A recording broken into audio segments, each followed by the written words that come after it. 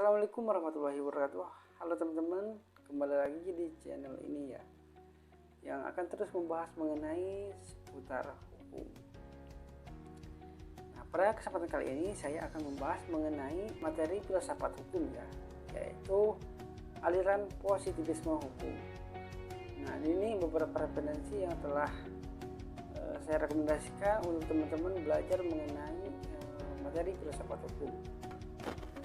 Nah, sebelum kita membahas lebih jauh lagi mengenai positivisme hukum, tentunya kita harus tahu dulu dong apa pengertian dari positivisme itu sendiri.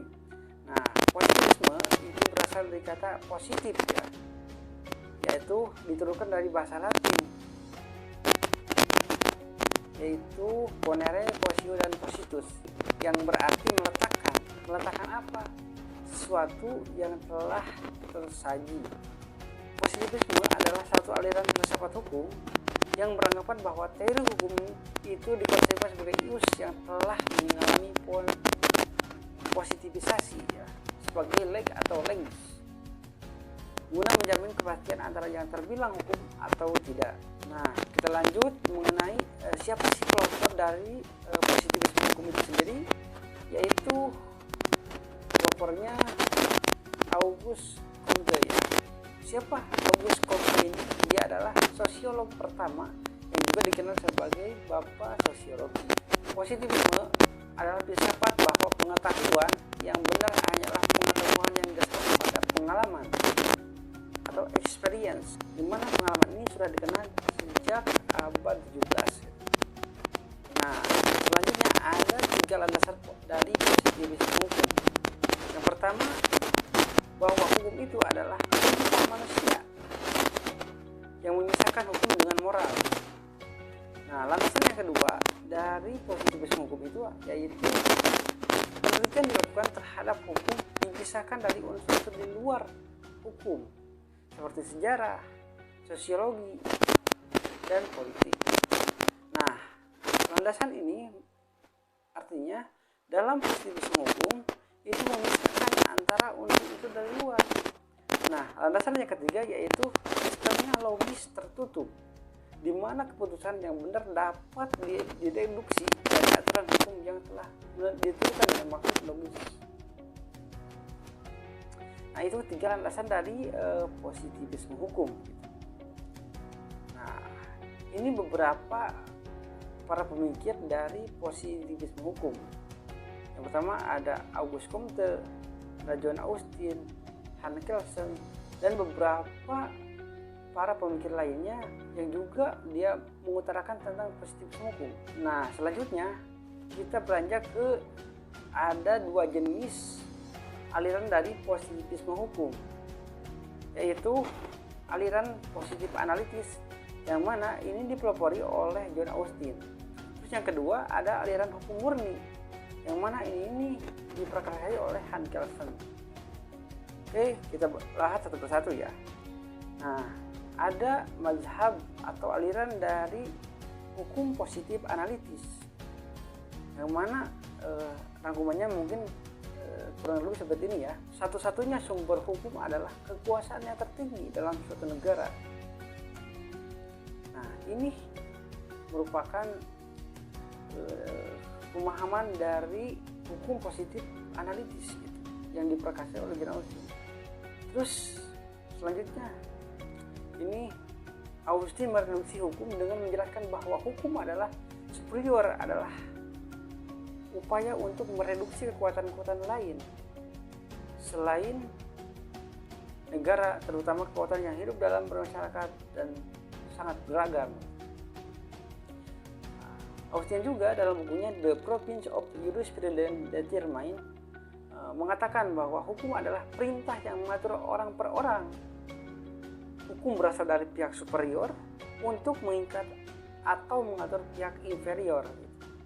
Hukum adalah perintah yang memaksa dan mengikat, yang dapat saja bijaksana dan adil ataupun sebaliknya. Nah, ini beberapa pandangan mengenai positivisme analitis gitu, yang diprakarsai oleh John Austin.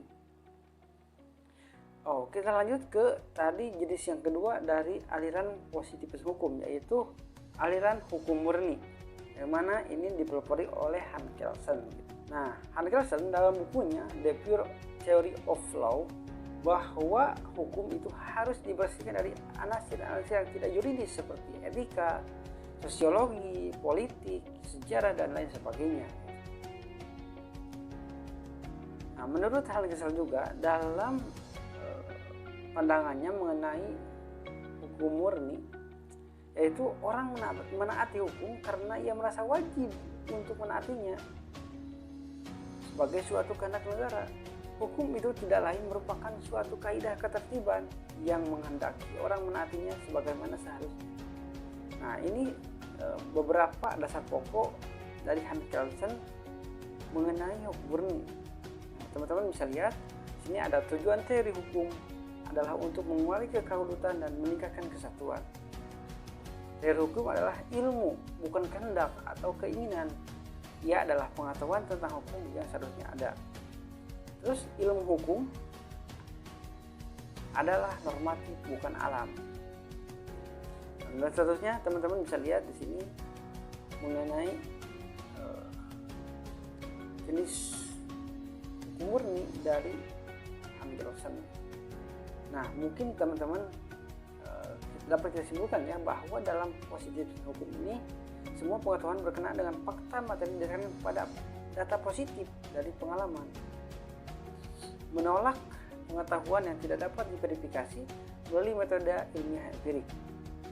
Penjelasan yang dikemukakan dalam bentuk hipotesis atau hukum empirik berkenaan dengan hubungan tetap adanya gejala yang teramati. Nah, hubungan kausal atau sebab akibat diverifikasi melalui hubungan di antara gejala yang teramati juga.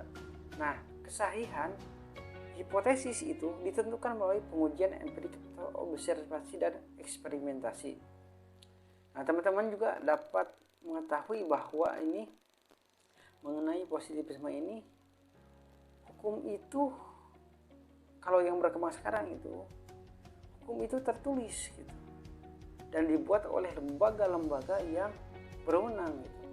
Kalau menurut positivisme hukum bahwa sebuah hukum kalau tidak diciptakan oleh kekuasaan, oleh lembaga yang berwenang, itu bukan sebagai hukum. Nah, intinya seperti itulah teman-teman mengenai positivisme hukum.